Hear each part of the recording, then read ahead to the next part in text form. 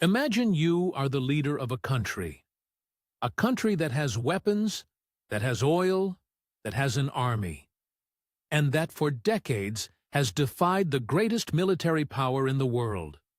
Then one day, you receive a call. On the other end, a representative of the United States. And the message is simple. We have a proposal. We want to negotiate. You think, this is an opportunity. Maybe it is. Maybe it isn't. Because at the exact same moment that proposal lands on your desk, you receive another report. Your intelligence services have confirmed that American warships are moving toward the Persian Gulf. Elite paratroopers have been repositioned. 2 Marine battalions have left their bases. And that's when everything changes. The question you ask yourself is no longer, do I accept the deal? The question becomes, is this a negotiation? Or the setup for something much bigger? This is not a fictional story. This is happening right now. And what you're about to see is not what the headlines are telling you. The 15-point document. A list of conditions. The New York Times was the first to publish the details. But what they revealed wasn't just a proposal. It was a list of conditions. And this is where things start to get serious. Let's go point by point, because each one reveals something deeper. First, Iran would have to completely stop enriching uranium, not reduce, not limit, stop. This is the core of Iran's nuclear capability. Remove this, and you remove its primary deterrent. But it doesn't stop there. Second, hand over existing stockpiles of enriched uranium. Years of work. Gone. Third, dismantle nuclear facilities. Fordow, Natanz. Sites that took decades to build. And here's where it escalates. Fourth, accept unrestricted inspections by the International Atomic Energy Agency. Any location, any time, no notice. This isn't oversight. This is full exposure. But the next point is even more critical. Fifth, limit ballistic missile development. Without missiles, without nuclear capability, Iran loses its ability to project power. It becomes vulnerable. Sixth, cut support to regional groups. That means dismantling decades of influence across the Middle East. And finally, and this is the real core of everything. Seventh, guarantee free passage through the Strait of Hormuz. Nearly 20% of the world's oil flows through that single corridor. Control that, and you influence the global economy. Lose that, and everything changes. Now step back. Look at this as a whole. Does this look like a negotiation between two countries? Or does it look like the surrender terms of a war that hasn't officially started yet? The military buildup, what most people completely missed, because at the exact same time this document was circulating, something else was happening. Something most people completely missed. The 82nd Airborne Division was activated. And if you understand what that means, you already know this is not routine. These are rapid response paratroopers, deployed not in days, in hours. 2,000 to 3,000 troops moved toward the Gulf.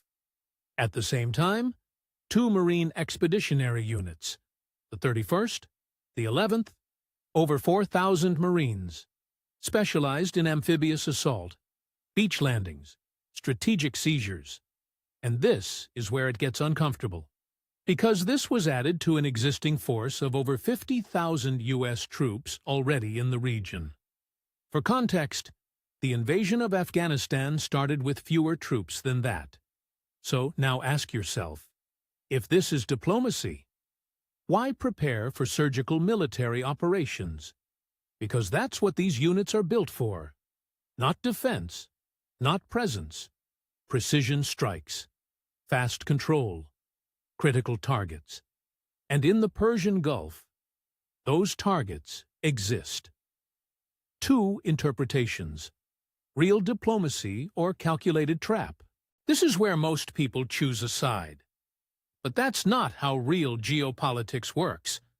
So instead, I'm going to give you both interpretations. And one of them should concern you. Interpretation 1. This is genuine diplomacy, with maximum pressure behind it. The conflict is already expensive, not just in lives, in dollars, in market instability, in domestic political pressure inside the United States. Oil prices have swung. Maritime insurance premiums have surged. Shipping routes have been rerouted. In this scenario, the United States wants to exit the conflict in a way that looks like a political victory. The 15-point plan is real. It was transmitted through genuine intermediaries, including diplomatic channels involving Pakistan. The military presence is exactly what the Americans say it is: leverage. Pressure to force Iran to negotiate in good faith. The logic is simple. No one negotiates seriously without feeling that the alternative is worse. But now, interpretation 2. The peace plan is the cover. The offensive is the real plan. A document with these demands was not designed to be accepted. It was designed to be refused. Because when Iran says no, and Iran will say no, the United States can turn to the world and say, "We tried.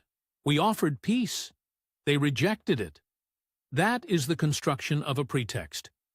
It is not the first time in history this has happened. It will not be the last. And Iran knows this. That is why Iranian spokespeople publicly deny any direct negotiation with Washington. But at the same time, they do not fully deny contact through intermediaries. That careful balance between denying and not completely denying says everything about how Tehran is reading this moment.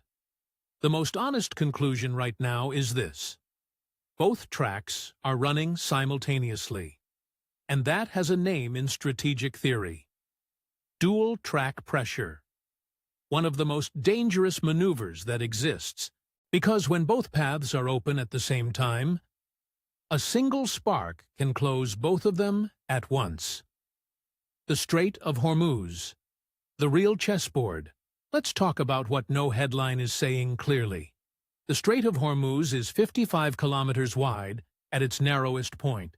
That is less than the distance from Los Angeles to Long Beach. And through that corridor passes nearly 1/5 of all the oil consumed on Earth every single day. Oil from Saudi Arabia, from the UAE, from Kuwait, Iraq, Iran itself. Whoever controls the Strait of Hormuz holds a switch in their hand, and everyone who depends on that oil knows it. Iran knows it.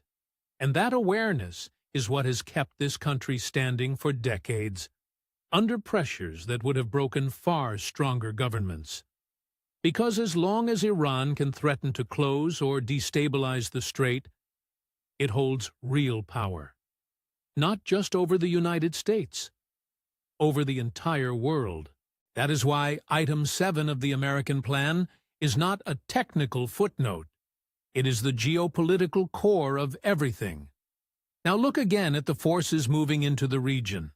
Amphibious troops, paratroopers, rapid response units. That is not a peacekeeping profile. That is a profile designed to seize and hold specific points on a map. Islands, oil terminals, maritime choke points. In the Persian Gulf, those points have names. And this is where it becomes dangerous. Not because war is certain, but because miscalculation is. A ship moves too close.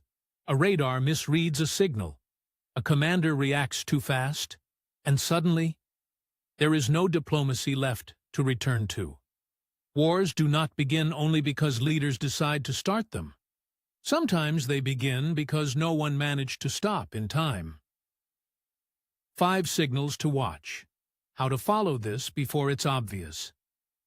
So how do you follow this without getting lost in the noise? There are 5 signals. Monitor these 5.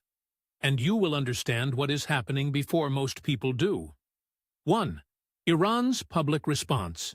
If Tehran presents a counter-proposal, even a symbolic one, the diplomatic track is still alive.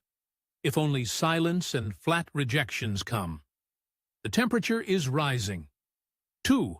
IAEA activity. If the International Atomic Energy Agency gains expanded access inside Iran, real negotiation is happening behind closed doors. If the agency gets blocked, it means the opposite. 3. Do the troops keep arriving or stop? Continuous military reinforcement with no diplomatic counterpart is a clear signal. The military timeline is running. 4. Oil prices and maritime insurance rates. These react before the headlines do. If markets start pricing in a serious risk of strait closure, you will see it in the price of a barrel first. 5. The U.S. Congress. If requests for supplemental war funding appear, or debates over authorization for the use of military force begin gaining traction, the signal is unambiguous. What we are watching right now is one of the most tense moments in the Persian Gulf in decades. Two countries with a long history of hostility, a region that fuels the world, military forces drawing closer, and a proposal on the table that neither side can easily accept or refuse. This will not resolve quickly, and it will matter for everyone. In the price of fuel, in the cost of shipping, in the stability of the global economy. By the time the headlines catch up, it may already be too late. Stay alert. Stay informed. If you made it this far, you already see what most people don't. This channel is not for headlines. It's for understanding what's really happening before it becomes obvious. Share this with someone who still thinks this is just another news story. Because it isn't.